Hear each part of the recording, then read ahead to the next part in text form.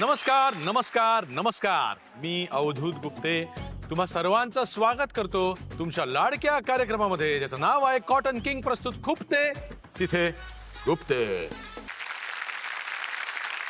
आज आपल्याकडे गप्पा मारायला येणार आहे एक अशी मुलगी जी पहिली दुसरीत असल्यापासून स्वतःला मॉडेल समजून कॅटवॉक करायची.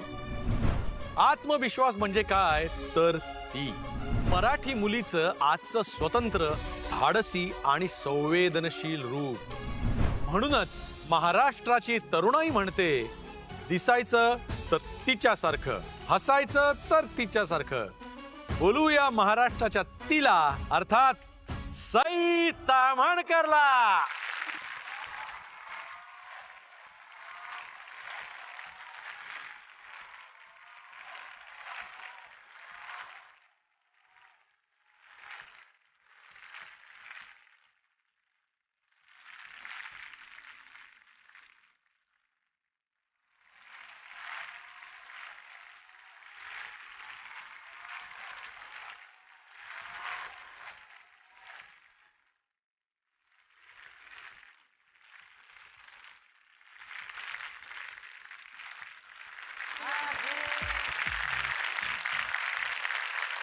हे तुझ्यासाठीच लावलं होतं. जपून जा, पुढे धोका आहे.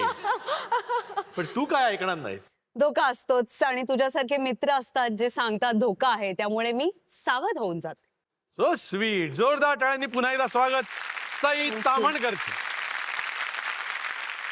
सई, झी मराठीवर तुझं खूप खूप स्वागत.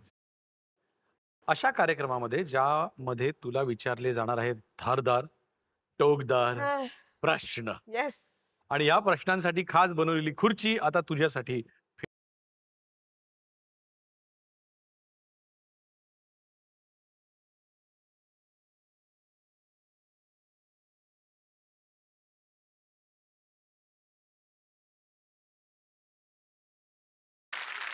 आता आपण प्रश्नांकडे येऊया. सई, तू लोकांना घरी जेवायला बोलवतेस आणि मुद्दामून तासन तास उपाशी ठेवतेस, हे खरं आहे का? सोनाली. सोनाली म्हणजे सोनाली खरे की कुलकर्णी? सोनाली कुलकर्णी. हिरकणी. हिरकणी सोनाली कुलकर्णी.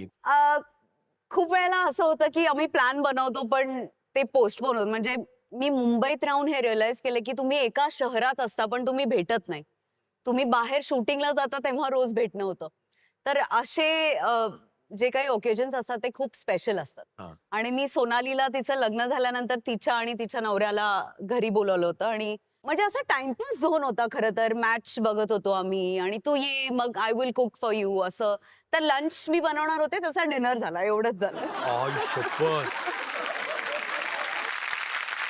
म्हणजे बायका गप्पा मारायला लागल्यानंतर काय होत असेल याचा विचार म्हणजे माहिती आहे आम्हाला.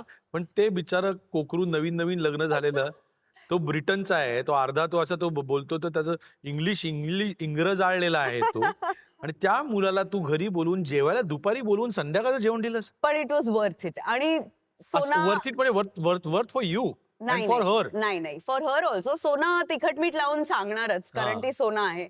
पण त्यातलं तिखट मीठ काढून मी सांगते, मी गमच्या गप्पा रंगल्या आणि नंतर जे जेवण झालं ते सगळं संपलं. एवढं चांगलं झालं. लोकांच्या पायात मांजर घोटाळतं, कुत्रं घोटाळतं, पण तुझी गोष्टच वेगळी आहे. सेटवर अनेकदा तुझ्या पायावरनं उंदीर गेले. ओ गॉड. हो. उंदरांना लढायला होतं एवढा उंदरांना. प्राण्यांचं आणि माझं काहीतरी कनेक्शन आहे. सगळे येऊन मला भेटत असतात किंवा माकड चावलं पण आहे मला. पुढचा प्रश्न तोच आहे. भेटतात किंवा चावतात, I don't know what it is. पण प्राण्यांना बहुतेक माझ्याबद्दल अट्रॅक्शन वाटत असेल किंवा मी असे वाइब्स, फ्रेंडली वाइब्स देत असेल त्यांना, म्हणून या सगळ्या गोष्टी घडतात. माकड चावण्याची काय स्टोरी म्हणे? राक्षस नावाची एक फिल्म केली होती मी. तर आम्ही डांगच्या जंगलात शूट करत होतो आणि तिथे एक मुलगा अत्यंत गोड छोट्याशा माकडाला घेऊन आला होता आणि मी त्याला भेटायला गेले. हा किती गोड आहे असं. आणि त्याला माझा टॅटू दिसला. त्याला असं वाटलं की हे काहीतरी फ्रूट वगैरे असेल. त्यांनी डायरेक्ट माझा हात असा केला आणि चावलं मला माकड. बरं, इथे किस्सा संपत नाही. बर, माझं शूट 3-4 दिवस बाकी होतं. सो मी 5 इंजेक्शन घेतली, 3 महाराष्ट्रात, 3 गुजरात, 2 गुजरातमध्ये. तर कहा काटा कुत्ते ने असं सगळेजण विचारायचे. तर मी सांगायचे माकडाने चावलं. मग समोरच्याची 10 सेकंद हसण्यात जायची किंवा हे पचवण्यात जायची की असं पण होऊ शकतं. त्यामुळे हा खूपच वियर्ड किस्सा आहे माझ्या आयुष्यातला. नाही खरंच आहे ना, म्हणजे सामान्य माणसांना कुत्रा चावतो, अभिनेत्यांना दिग्दर्शक चावतो, हा दिग्दर्शकाला लेखक चावतो, हा निर्मात्याला चॅनलचे मोठे मोठे अधिकारी चावतात. पण सई, तुला जर का माकड चावतं तर या आयुष्यामध्ये तू कुणाला एवढा त्रास दिलायस की पुढच्या आयुष्यात जन्म घेऊन माकड होऊन तो तुला चावू शकतो माणूस? आई. अच्छा, हो. काय एवढा त्रास दिलाय? त्रास असं नाही, पण माझ्या आईचं म्हणणं आहे की तुला असं वाटतं तू खूप शहाणी मुलगी आहेस, पण तुझ्या बरोबर राहणं हे खूप अवघड आहे, कारण तू खूप मुडी आहेस. आता आपण जेव्हा वागतो तेव्हा आपल्याला तर कळत नसतं की, तर ती म्हणते की तुझे असे झपाझप मूड्स बदलतात आणि त्याच्याबरोबर ऍडजस्ट करणं खूप दमछाक होते. आणि तिचं असं म्हणणं आहे की माझा जर बायोपिक झाला तर त्याचं नाव पसारा असं असेल. कारण मी खूप पसारा करते. या निमित्ताने आईबद्दल अजून आम्हाला ऐकायला आवडेल, कारण मला वाटतं तुला आईने एकटीने वाढवलं रे. आईने एकटीने वाढवलं, कारण माझे वडील मर्चंट नेव्हीमध्ये होते, त्यामुळे अच्छा. ते वर्षभर बोटीवरती असायचे. अच्छा, असं. त्यामुळे आम्ही दोघीच असायचो. आणि काय नाही, मला असं वाटतं आम्ही दोघीही तलवारी आहोत आणि एका म्यानात नाही राहू शकत. म्हणजे आम्ही एक महिना एकत्र राहिलो की एक कुणीतरी बॅग उचलून निघून जायला निघतं. त्यामुळे तसं झालं नाही तर मला अशी धडकी भरते की काहीतरी नॉर्मल नाहीये, हे नॉर्मल नाहीये. मला असं वाटतं की एका आईनी तिच्या मुलीला 17व्या वर्षी एका दुसऱ्या शहरात पाठवणं हा खूप मोठा त्याग आहे. खरंय. आणि तो तिने माझ्यासाठी केला. आणि मी परमेश्वराचे आभार मानीन की मी व्यवस्थित रस्त्यावरती पाऊल ठेवलं आणि त्या पाऊल वाटेने मी पुढे पुढे चालत गेले. मला असं वाटतं की ही रिव्हर्स सायकोलॉजी पॅरेंट्सची जी असते की तुमच्यावरती एकदम पूर्ण विश्वास टाकतात, तेव्हा ती तुमची जबाबदारी होऊन जाते की या विश्वासाला आता सार्थ उतरलंच पाहिजे. वा वा वा, खूप छान, खूप छान, व्हेरी स्वीट. आणि आता वेळ झालेली आहे ती खुर्ची फिरवायची, म्हणजे अर्थात बाईट पाहायची. आता इथे एक बाईट लागणार आहे की तू Oh मगाशी my. विचारायचं कुठे लागणार बाईट, तर तो ह्या मोठ्या स्क्रीनवर लागणार. ओके. मग तू ओळखायचंयस की तो आवाज कुणाचा आहे. लावा रे तो बाईट. हाय सई, तू आवाजावरनं ओळखणार नाही मला, मला माहिती आहे. पण एक उदाहरण दिलं तू नक्की ओळखशील. ते उदाहरण आहे की एक गाडी आपण घेतो, त्याच्यानंतर ती 3 ते 4 वर्षच वापरायची असते, त्यानंतर ती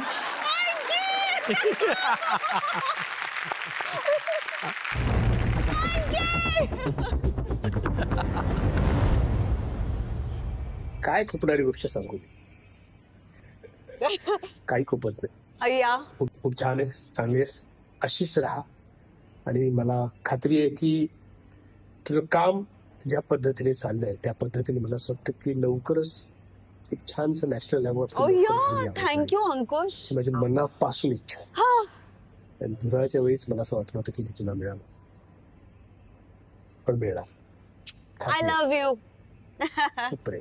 लव्ह यू. बाय. बाय. गाडीचा काय किस्सा आहे हा? मला गाड्या खूप आवडतात. मला म्हणजे मी जेव्हा पहिली गाडी घेतली होती ती खूप महागडी गाडी घेतली होती आणि मला खूप लोकांनी बॅश केलं होतं की तू काय करतेयस, तू आधी घर घे, महागडी गाडी का घेतेयस. तर माझं हे म्हणणं होतं की मी अर्धा वेळ माझ्या गाडीत असते, तर ती गाडी एकदम सेफ आणि मला ट्रॅव्हल करायला एकदम सुखकर अशी पाहिजे. आणि मग 4-5 वर्षांनी मला असं वाटतं की चला आता नवीन गाडी घेऊया. त्यामुळे मला गाड्यांचं थोडं गाडी प्रेम आहे आणि Very हे good. अंकुशला माहितीये. हा. आणि असं काही आपलं असं नसतं की तुमचं बजेट काय मॅडम, नाही, जी आवडली गाडी ते आपलं बजेट. अच्छा, म्हणून तो त्यांनी तुला डोस दिला होता. अच्छा, असं आहे ते. असं आहे. मग तू त्याचं ऐकलं होतंस का नाही? नाही. नाही. अजून एक बाईट आहे आपल्याकडे, बघूया कोणाचं आहे.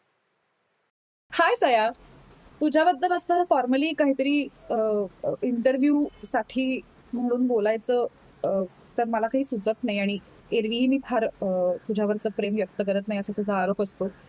तर या निमित्ताने मी सगळ्यांसमोर हे पुन्हा एकदा जाहीररित्या सांगू इच्छिते की माझं तुझ्यावर खूप खूप खूप प्रेम आहे. तुझ्याबद्दल काय खुपतं हे मला सांगायचंय.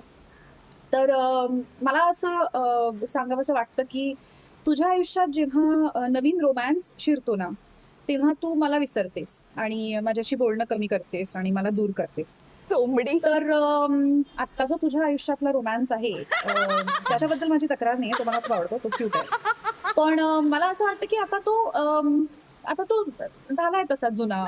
तर ये परत आता माझ्याकडे, कारण फायनली मी मेन आहे ना. तर कधीही नव्याची नवलाई सरेल आणि कधी एकदा परत तू माझ्याकडे लक्ष द्यायला लागशील, असं मला तुला विचारायचंय. आणि हे तुझ्याबद्दल मला खूप थोडस. हे मात्र एक बघ त्याचं काय करतात. Bye, I love you. I love you too. मला हे खुपणं भयंकर आवडलेलं.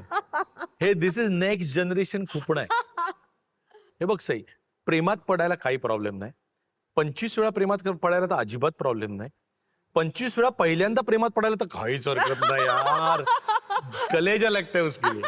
पण जेव्हा प्रेमात पडल्यानंतर मग ती एकच व्यक्ती आणि बाकी सगळी दुनिया गेली खड्ड्यात. जणू काय इतकी जवळची मैत्रीण विसरून जातेस तू. असं अजिबात नाहीये. असंच आहे, असं तिने सांगितलं मला. माझ्या पण मित्रांचा असं होतं. चोंबडी असं अजिबात नाहीये. मला माहितीये ही तिची तक्रार खूप जुनी आहे आणि काही महिने तीही अत्यंत व्यस्त होती, मीही अत्यंत व्यस्त होते. त्याच्यामुळे आम्हाला खूप वेळ घालवताच आलेला नाहीये आणि खूप गोड तक्रार आहे असं मला वाटतं. आणि या तक्रारीची मी दखल घेतली आहे आणि त्याच्यावरती इथून बाहेर पडल्या पडल्या लगेच मी काम करेन. हो ना. अजून एक बाईट आहे, आता बघूया कोणाचं. तामणकर कशा आहात तुम्ही? बरं, मला ना एक प्रश्न विचारायचा होता. बरीच वर्ष हा प्रश्न मला खुपतोय, तो विचारायचा होता तुला की आपण जे थीम पार्टी ठरवतो ना की आज व्हाईट अँड ब्लू असे कपडे घालून यायचे आपण, किंवा रेड अँड व्हाईट असे कपडे घालून यायचे. तर जेव्हा व्हाईट अँड ब्लू असं ज्यावेळी आपलं ठरतं, तर तू नेमका ग्रीन टॉप आणि त्याच्यावर एक कुठेतरी एक व्हाईट ठिपका, किंवा रेड अँड व्हाईट पार्टी असेल त्यावेळी तू नेमका ब्लू आणि त्याच्यावर मग तुझे शूजच फक्त व्हाईट असतात. असं का करते राजा तू? एक सहज म्हणजे क्युरिओसिटी म्हणून विचार. काय सच अ स्पॉइल. नाही, मला असं वाटतं की एकतर दादाची थीम ठरलेली असते, blue jeans white T shirt.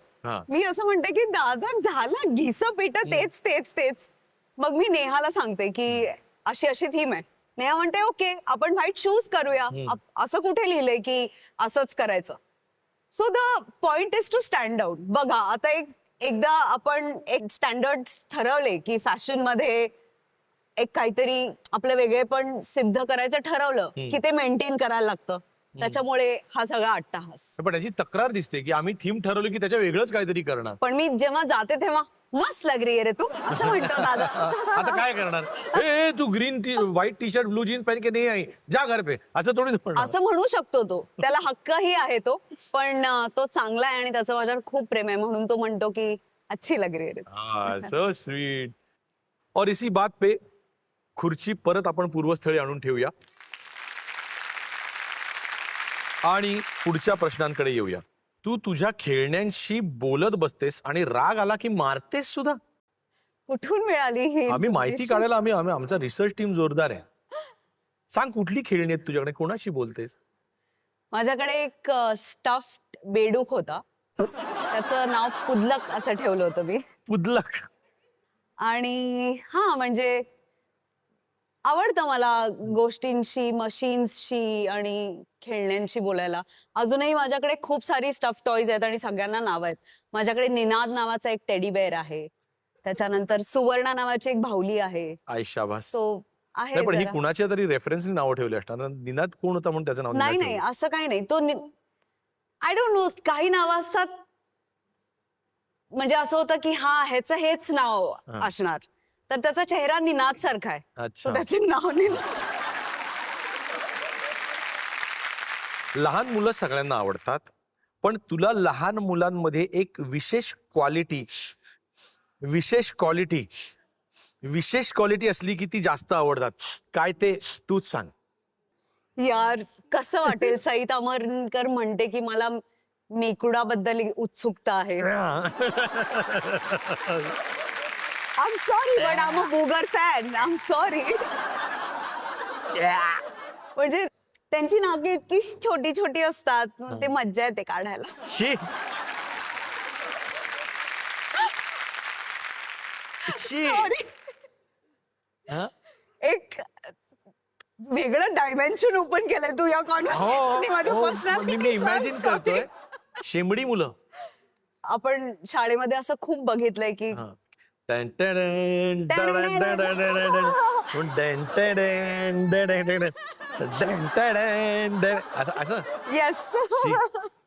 माझी आई मला खूप ओरडणार आहे, कारण मला ना असं आता मला चेव येतोय, कारण मला पण असं खूप घाणेरडं बोलायला खूप आवडतं. गिरमिट. हा. आम्ही त्याला सांगलीत गिरमिट म्हणतो. नाकात बोट घालणे म्हणजे गिरमिट. गिरमिट. शाबास. मग गिरमिट करणारी मुलं तुला आवडतात. मी स्वतः गिरमिट एक्सपर्ट आहे, त्यामुळे मला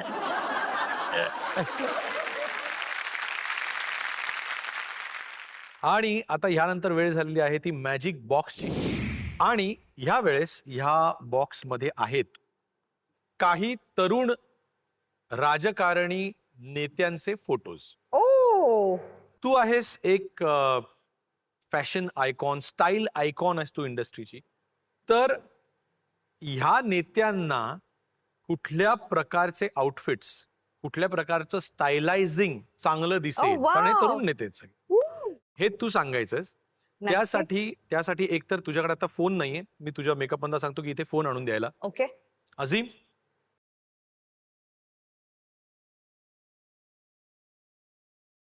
मी तुला हा फोटो दाखवल्यानंतर तू गुगलमध्ये वेळ घेऊन एक आउटफिट ह्या व्यक्तीसाठी ठीक. दाखवायचा आहेस. ओके. ओके. ओके. सो आता पहिलं नाव जे आहे ते आहे खासदार डॉक्टर श्रीकांत शिंदे. यांच्यासाठी कुठला आउटफिट चांगला दिसेल? ही हॅज अ ग्रेट पर्सनॅलिटी. त्यांची हाईट पण खूप चांगली आहे. तर मला असं वाटतं त्यांनी एकदा असं काहीतरी ट्राय करायला पाहिजे.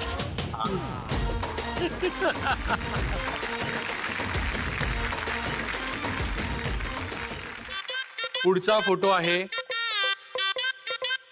रोहित पवार. पवार घराण्यातलं एक उभरतं नाव. आम्हाला एका फिल्मच्या प्रमोशनच्या निमित्ताने यांच्याशी संवाद साधण्याची संधी मिळाली होती. आणि ते भयंकर हुशार आहेत, हजरजबाबी आहेत. अरे वा. आणि मला असं वाटतं त्यांनी असं काहीतरी ट्राय करायला हरकत नाही. ओ वाव.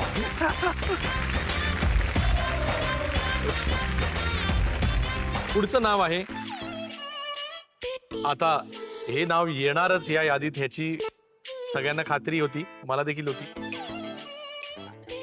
ओके. शिवसेना उद्धव बाळासाहेब ठाकरे गटाचे आमदार आदित्य ठाकरे. आदित्य ठाकरे आणि म्हणजे मी एक राडा रॉक्स नावाची फिल्म केली होती जी राहुल ठाकरेने डिरेक्ट केली होती. तेव्हा आमची ओळख आणि मैत्री झाली होती. आणि खूप लहान वयात आदित्य ह्या क्षेत्रामध्ये उतरला आणि त्याची घोडदौड त्यांनी चालू केली. तर मला तो असा जवळपास समवयीन किंवा माझ्यापेक्षा लहान असे वाटतात ते, किंवा तोच म्हणेन मी खरं तर त्याला, because he is really young. आणि मला असं वाटतं की त्यांनी एकदा असं काहीतरी घालावं. Rapper style, good for B boying. Wow. पुढचा फोटो आहे, हा देखील फोटो, आता तो फोटो आल्यानंतर हा तर यायलाच हवा. ओके. अमित ठाकरे. मला यांच्यासाठी माझ्याकडे 2 ऑप्शन्स आहेत.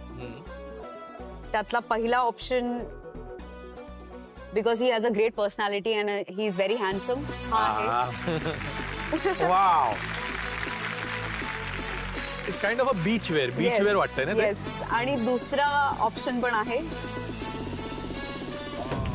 वाव. Runway style. आणि आता शेवटचं एक नाव बाकी आहे.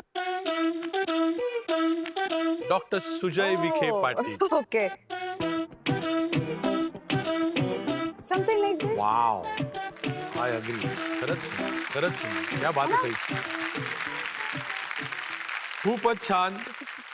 आणि ह्यांच्यापैकी कोणाचा जर का मला फोन आला तर मी स्वखर्चाने ते सगळे आउटफिट बनवून पाठवीन त्यांच्याकडे, कारण हा मला कारभार आवडलेला आहे सगळा. आणि थँक्यू सई, तू खूप छान छान सजेस्ट केलं सगळं. Thank you. मला खात्री आहे की कार्यक्रम बघणाऱ्या सगळ्यांना हे पटलं आणि आवडलं असेल.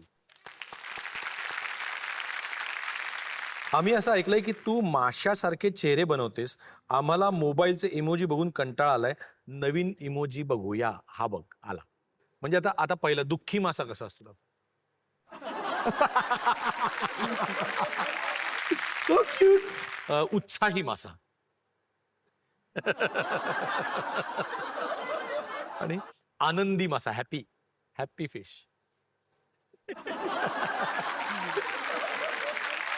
आणि रोमॅन्टिक. रोमॅन्टिक पेक्षा माझ्याकडे एक दुसरी व्हरायटी आहे. ओके. प्रणय क्रीडा करणारा मासा.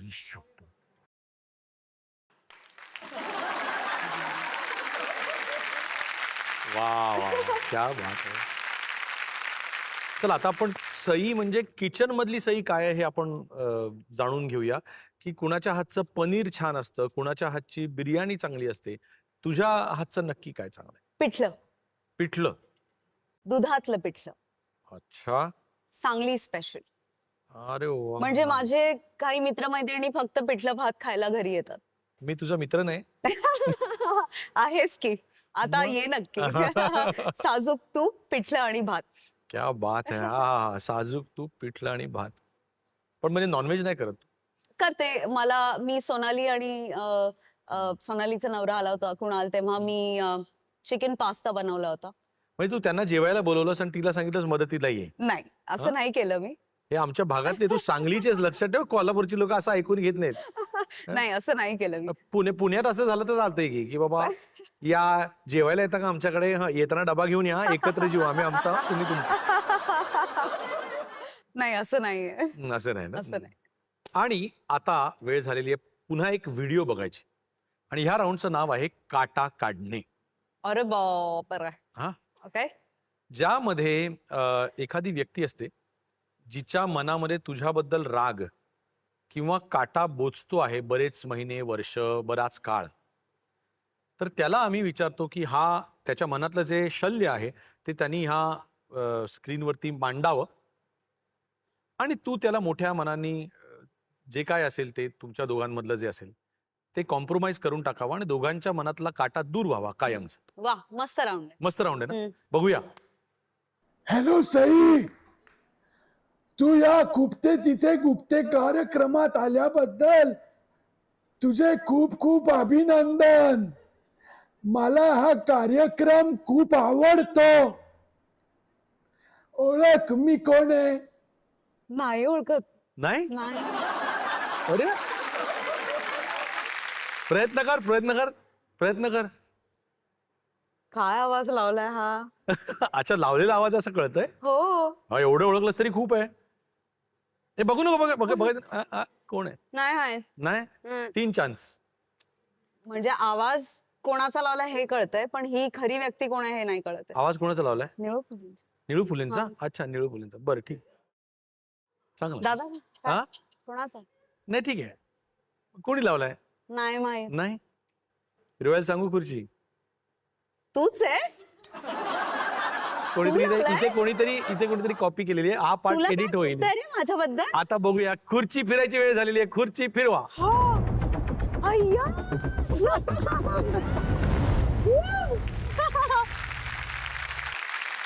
ए सई, मी तुला जो आवाज काढला तो तुला निळू फुलेंचा वाटला का. मी आपला कसा तरी कुणाचा तरी आवाज काढला.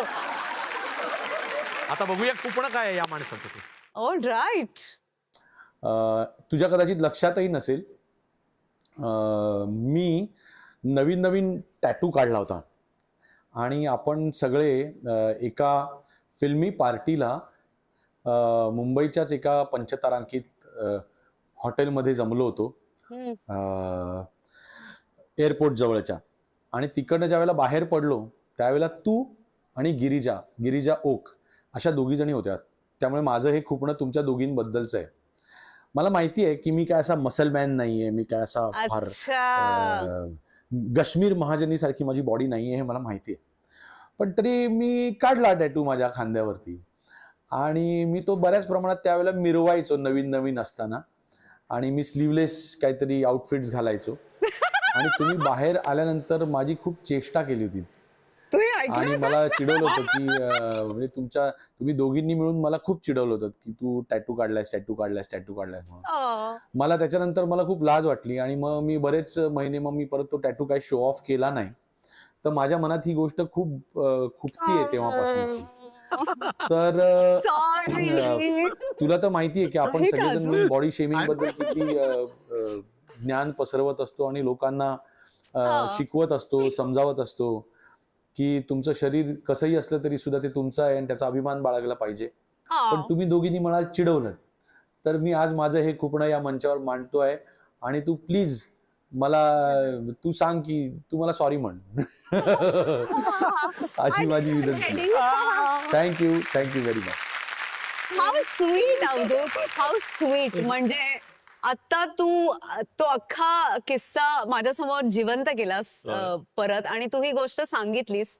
Thank you and I am sorry. पण मैत्रिणींमधलं असतं ना, हे बघितलंस का तिची पोस्ट हे तेवढं होतं. म्हणजे घरी जेव्हा पिठलं खायला असेल तेव्हा स्लीवलेस घालून ये. आय शाबास. थँक्यू साहेब, thank you so much. You So made my day. sweet. चला, माझ्या मनातलं पण भार एकदम रिकामा झाला. आता आपण हे काटा काढणे ह्या विभागात आपण आहोत. तर तुला मी संधी देतो की तुझ्या मनामध्ये जर का असं कुणाबद्दल असेल की एखाद्याला सॉरी म्हणायचं असेल, अगदी जवळच्या व्यक्तीला, आम्हाला माहित नाही, तर तू आता ह्या मंचावरनं म्हणू शकतेस. एक अत्यंत महत्वाचे दिग्दर्शक राजीव पाटील आज आपल्यामध्ये नाहीयेत. आणि मला असं वाटतं की तो माणूस आज जिवंत असता तर त्यांनी खूप खूप वेगळं स्वरूप, खूप वेगळ्या गोष्टी प्रेक्षकांना सांगितल्या असत्या, दाखवल्या असत्या. आणि मित्र म्हणून आम्ही कुठे कमी पडलो का असं खूप वेळेला मला वाटतं. आणि मला त्यांना सॉरी म्हणा असं वाटतं की योग्य वेळेला त्यांच्याशी संवाद साधून काय प्रॉब्लेम आहे किंवा कुठे चाललाय प्रवास किंवा काय जे काही असेल, हा संवाद अजून साधायला पाहिजे होता. आणि जे झालं ते कदाचित त्या निमित्ताने टळू शकलं असतं असं मला वाटतं. आणि त्या माणसाची मला भयंकर आठवण येते. त्यांनी पहिला सिनेमा माझा त्यांनी डिरेक्ट केला आणि मला असं जेन्युइनली वाटतं की ते जर असते तर आज एक वेगळ्या स्वरूपाची इंडस्ट्री आपल्याला बघायला मिळाली. मराठी चित्रपट क्षेत्रात पुरुषांना जशी वागणूक दिली जाते तशी स्त्रियांना दिली जात नाही, ही गोष्ट तुला खुपते. वागणुकीपेक्षा मला असं वाटतं की पुरुषांचं सक्सेस जास्त सेलिब्रेट केलं जातं मुलींच्या सक्सेस पेक्षा.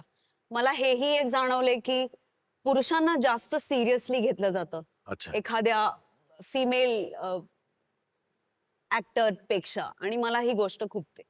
म्हणजे इक्वल पे वगैरे ह्या तर खूप लांबच्या गोष्टी आहेत, त्या तर अजून घडलेल्याच नाहीयेत. आणि त्या जेव्हा घडतील तेव्हा माझ्या आयुष्यातला काय सगळ्यांच्याच आयुष्यातला तो सुवर्ण क्षण असेल. पण त्या क्षणाची मी 15 वर्ष वाट बघतेय, तो क्षण अजूनही आलेला नाही.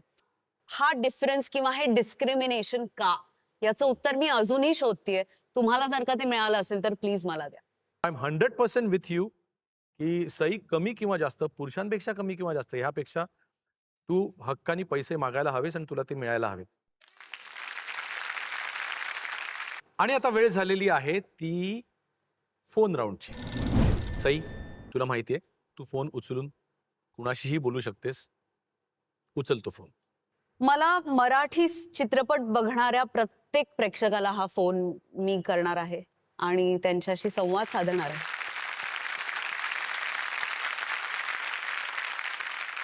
हाय, कसा आहेस? सगळ्यात आधी खूप धन्यवाद आजपर्यंत दिलेल्या प्रेमाबद्दल, सदिच्छांबद्दल आणि मला सर्वस्वी स्वीकारून मी जिथपर्यंत पोचली तिथपर्यंत पोचवण्याबद्दल. पण गेली 2-4 वर्ष मला असं वाटतंय की तू रुसलायस बाबा. काय कारण आहे? आमच्या हातून हवे तसे सिनेमे घडत नाहीयेत का? का तुला जे बघायचंय ते आम्ही पुरवत नाही आहोत असं काही होतंय का? मला माहितीये की आता तुझे नवीन मित्र झालेत OTTच्या रूपात, एकदम नवखे मित्र आहेत, त्यांच्याबरोबर तू जास्त असतोस. पण म्हणून तू जुन्या मित्रांना विसरणार आहेस का? आमच्या परीने आम्ही विविध प्रयत्न करतो, नवनवीन प्रयोग करतोय, त्याला प्लीज नोटीस कर, त्याची प्लीज दखल घे, त्याला प्लीज अप्रिशिएट कर. आणि आम्ही जोपर्यंत अंगात जीव आहे तोपर्यंत अधिकाधिक चांगले प्रयत्न करत राहू, अधिकाधिक चांगल्या कलाकृती घडवत राहू, हे माझं प्रॉमिस आहे. पण तूही आज मला एक प्रॉमिस कर की तुझा रुसवा फुगवा विसरून तू पुन्हा येशील आणि आम्हाला भरभराटीचे दिवस दाखवशील. हे प्रॉमिस केलंस तरच मी हा फोन ठेवू शकेन.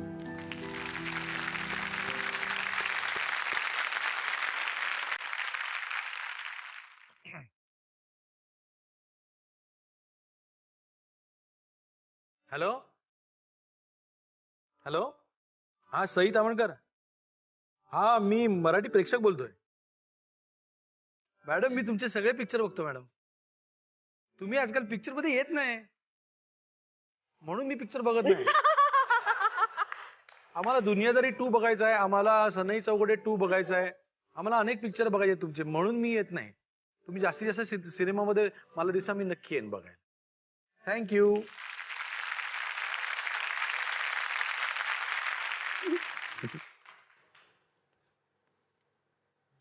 मित्र, फक्त माझेच सिनेमे बघू नकोस, सगळ्यांचे सिनेमे बघ. कारण आपल्याला दोघांना मिळून ही इंडस्ट्री तरवायची आहे, मोठी करायची आहे. सगळ्या प्रयत्नांना तेवढंच प्रेम आणि तेवढाच जीव तू लाव. आणि तुझी ही तक्रार मी नोंद केलेली आहे. मी आत्ताच एका मराठी चित्रपटाचं चित्रीकरण संपवलेलं आहे आणि तो चित्रपट यावर्षी तुझ्या भेटीला येईल आणि तुझ्या तक्रारी दूर होतील. I love you.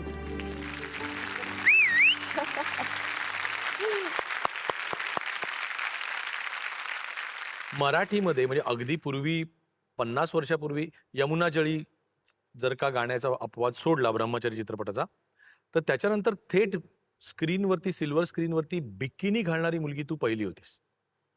आता त्या गोष्टीला पण मला वाटतं 10 वर्षाहून जास्त झाले. त्यावेळेला ही घटना, तुला तेवढं सोशल मीडिया नव्हतं, पण मीडिया लोकांनी तुला बरंच ट्रोल केलेलं मी स्वतः जवळनं बघितलं, की लोकांनी तुला काय नावं ठेवली. आता मात्र मराठी चित्रपटामध्ये सुद्धा येणारी प्रत्येक नटी ही इंस्टाग्रामवरतीच पहिल्यांदा स्वतःचं फोटोशूट बिकिनी मधलं करून टाकते. 10 वर्षात एक जनरेशन बदलली आहे. तर तुला त्यावेळेला ज्या लोकांनी जो त्रास दिला त्याची आठवण येऊन आता दुःख होतं, खूप. खरं सांगू, मला त्रासापेक्षा मी कायम जे वेलकमिंग जेस्चर्स होते ते लक्षात ठेवलेत. कारण खूप मीडिया, खूप म्हणजे पुण्यातल्या काही आजी येऊन सुद्धा मला म्हणाल्या की वा वा वा. इथे मला असं झालं की वा, मी जिंकले. पुण्याच्या एका आजींनी येऊन मला सांगावं वा वा वा. काय वा म्हणाल्या? म्हणजे धाडसाबद्दल वा म्हणाल्या, बॉडीबद्दल वा म्हणाल्या का? आणि म्हणाल्या की आपले पैसे आता दुसऱ्या इंडस्ट्रीमध्ये जाणार नाहीत, आपल्याच इंडस्ट्रीमध्ये राहतील. अनुरूप जोडी जुळवण्यासाठी गुण जुळावे लागतात. तुझ्या मते असा कोणता एक गुण आहे जो सर्वात महत्वाचा आहे, जे कॉम्प्रोमाइज करणे हे शक्य नाही? स्वतः स्व ठेवून रिलेशनशिप मध्ये जगणं हे खूप महत्वाचं आहे असं मला वाटतं. म्हणजे इंडिव्हिज्युअलिटी जपून रिलेशनशिप किंवा जपणारा स्वतःची आणि दुसऱ्याची जोडीदार असावा. वा. आणि आता वेळ झालेली आहे ती रॅपिड फायर प्रश्नांची. आवडता दिग्दर्शक निखिल महाजन की गजेंद्र अहिरे? आउच. आउच. गुरुजी माफ करा, निखिल महाजन. हाय, शाबास. आवडता सहकलाकार गिरीश कुलकर्णी की अंकुश चौधरी? अंकुश चौधरी. की स्वप्नील जोशी? हा अंकुश चौधरी की स्वप्नील जोशी? हा स्वप्नील जोशी. बरं, स्वप्नील जोशी की सुबोध भावे? गप्प रे. स्वप्नील जोशी. आशावाद. ओके. परीक्षकांची लोकप्रियता कशी वाढते? हसण्यामुळे की दिसण्यामुळे? आय थिंक दोन्हीमुळे नाही, बोलण्यामुळे. What you say is important. तुम्ही कसे हसता किंवा कसे दिसता हे तुम्ही तुमच्या हातात नाहीये. तुम्हाला you are born with it. तर मला असं वाटतं बोलण्यामुळे. वा. 10 वर्षांपूर्वी आलेली सई खुपते तिथे गुप्ते मधली आणि 10 वर्षांनंतर आलेली सई खुपते तिथे गुप्ते मधली, यामधला फरक काय आहे? तर ह्या प्रश्नाचं उत्तर असं मला वाटतं. थँक्यू. कोणता जज जास्त अभ्यासू वाटतो? अगं बाई.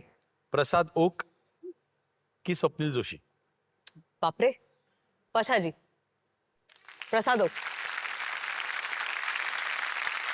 आवडता सूत्रसंचालक अमेय वाघ की निलेश साबळे? अमेय वाघ. आणि अशा प्रकारे रॅपिड फायर राऊंडची सगळी बरोबर उत्तरं सईने दिलेली आहेत, त्यामुळे तिच्यासाठी जोरदार टाळ्या. थँक्यू.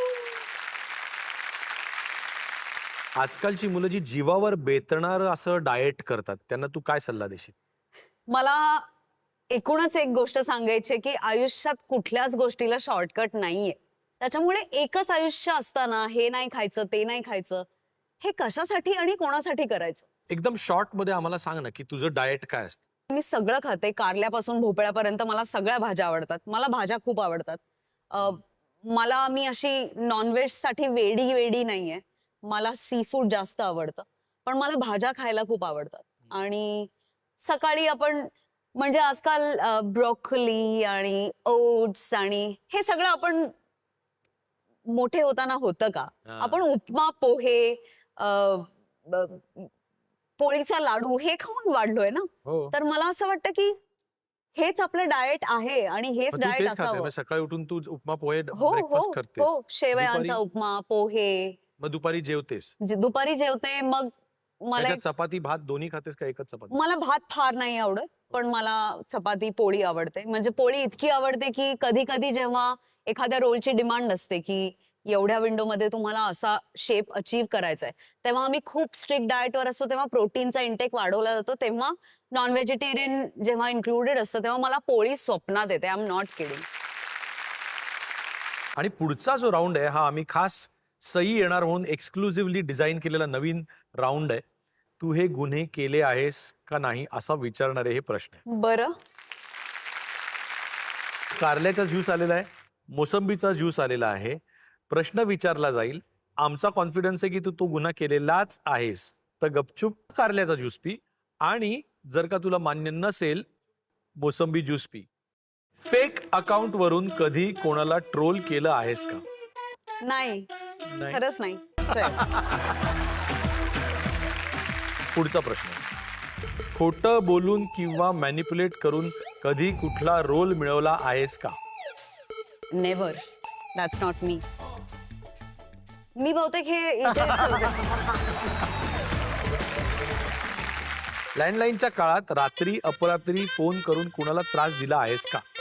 मला लोकांनी दिलाय. तू कुणाला नाही केला कधी? नाही. असे डोळे फिरलेत? आठवलं एकदा. नाही. नाही. हो म्हणून पिते यार कारल्याचा ज्यूस एकदा.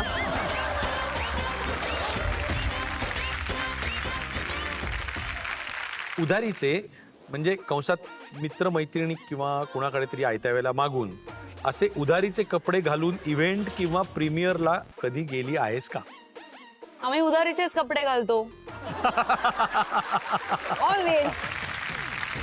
परत कारल्याचे ज्यूस. मग आहा. अशा प्रकारे हिला आपण कारला आणि मोसंबी दोन्ही ज्यूस दिलेले आहेत. तिने पण आपल्याला चांगलं कॉपरेट केलंय. टाळ्या झाल्या पाहिजे. तू इतकी स्टायलिश आहेस, बोल्ड आहेस आणि एक स्टाईल आयकॉन तुला मानलं जातं, पण बाहेरून कितीही कूल असो, आपण सर्व दिल से देसीच असतो. मग तुझी अशी कोणती सवय किंवा मोमेंट आहे जी तुला दिल से देसी बनवते? मला असं वाटतं जेवण. म्हणजे मी आत्ताच रिसेंटली भारताच्या बाहेर गेले होते सुट्टीसाठी. भारताच्या जेवणाची सर किंवा भारताच्या जेवणाची चव किंवा भारतातल्या जेवणाच्या व्हरायटीज या जगात कुठे कुठेही नाही. नाहीयेत. ये बात आहे. असं नक्की काय खुपलं म्हणून स्वतःला इतकं टफ व्हावं लागलं? परिस्थिती.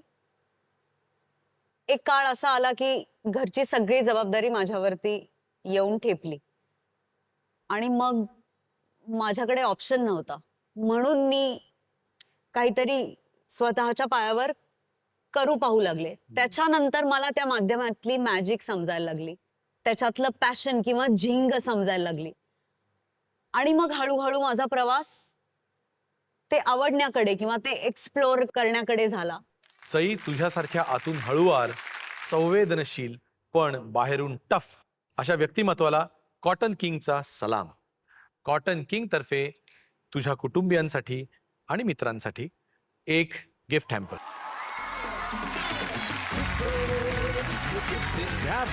खरंच हा तुमचा ॲक्वा टफ प्रवास आमच्यासाठी खूपच प्रेरणा देणारा आहे. सई, तुझा पुढील प्रवास असाच आनंददायी आणि आरोग्यमयी व्हावा ही इच्छा व्यक्त करत आम्ही तुला देत आहोत आमचे प्रायोजक अमृत नोनी तर्फे एक गिफ्ट हॅम्पर.